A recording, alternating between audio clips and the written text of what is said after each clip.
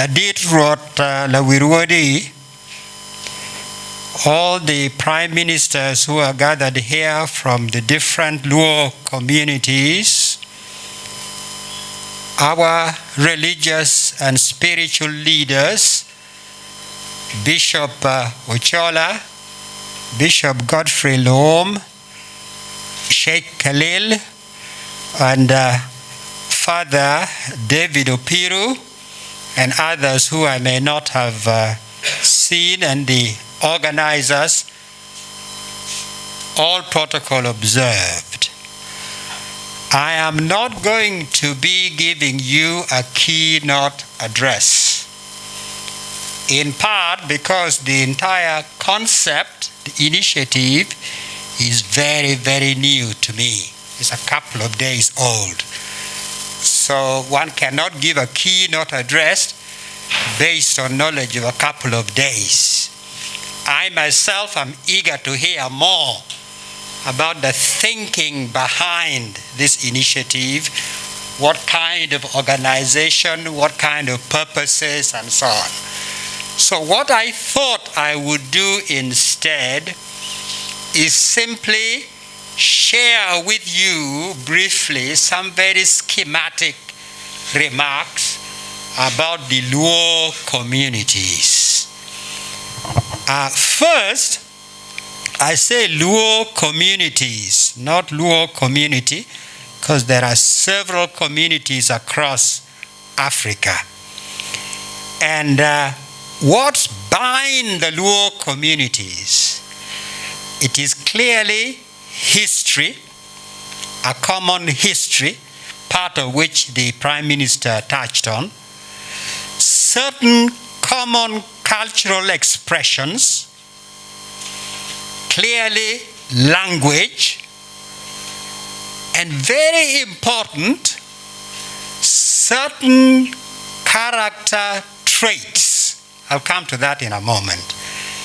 These and more weave a common thread that bind the Luo communities, even though they are in different countries. By my counting, they are in at least 10 different countries in Africa. And we may discover more. Just like we discovered very recently that in Centrafrique, Central African Republic, there was a Luo community we didn't know. At least most scholars this side didn't know. So even though very diverse, very dispersed, but certain character traits are woven through the Luo personalities and communities. Now, in terms of where one should build solidarity, a network of Luo solidarity is what I'm talking about. Whether it translates into what is in front of us or something else, I don't know. But I think we are probably agreed that there is a need for a network of Luo solidarity. And which communities are we talking about? First, those represented here. I will not rename them. But in addition to those represented here, even if we just begin with Uganda, as the Prime Minister indicated, I think a very quick look in the room indicates to me there are at least two other Luo communities not represented here. Labuo is not represented here. Right next door to Agago, they are not represented here. Kumam, Inteso, not represented here. There may be others that I have not noticed immediately. So we begin with a comprehensive listing of all the Luo communities in Uganda. Then from Uganda, we go to Eastern Africa, or even better still, the Great Lakes region of Africa, which is bigger than Eastern Africa. And there, very quickly, we'll find that in Tanzania, in Kenya, the Anuak, in the Gambela region of Ethiopia. In South Sudan, there are at least 3 zones of Luo communities.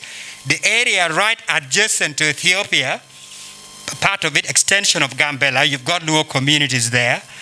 in Wau. Wau originally was a Luo community, the Jor.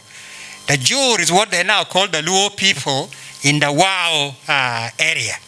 And then, of course, the Luo part of the central Luo that was just divided by the colonial border right next to us here in South Sudan.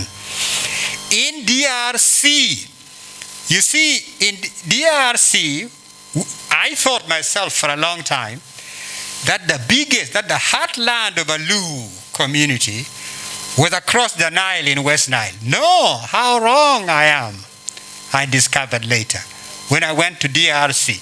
The biggest Luo community is not across the Nile here. It is in DRC. Yes, a very, very big community. So there are several places where we'll find in the Great Lakes region of Africa Luo communities that are straight Luo. Then we have cousins like the Shilluk. Those are our cousins.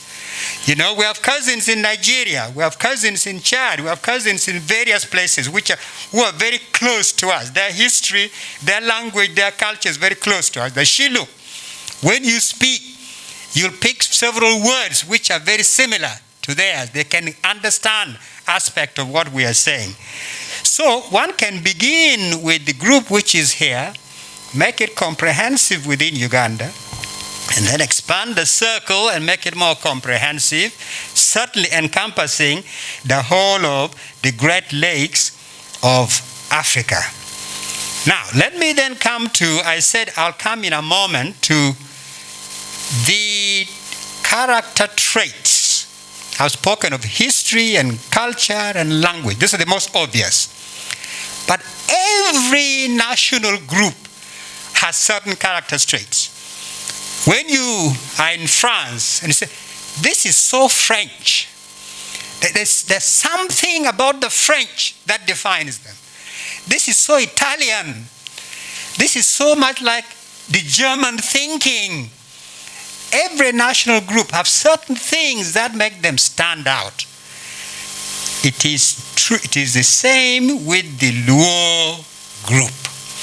Among the things that make the Luo stand out, internally, even before we begin to see what external observers observe, like Sir Samuel Baker, is clearly that the Luo people originally were very honest people. They tended to be very straightforward. What they said is what they meant. They were not sort of maneuvering like they're saying one thing with one side of the mouth, doing something else with another side of the mouth. You knew where you stood vis-a-vis what they said. The Luo people, generally speaking, are very cosmopolitan. What does that mean? It means they are easy with those who are outside their community. They are relaxed. They are confident. They are welcoming of those who are not of their own blood. And if you see in Acholi alone, there are a lot of people who have now become culturally Acholi.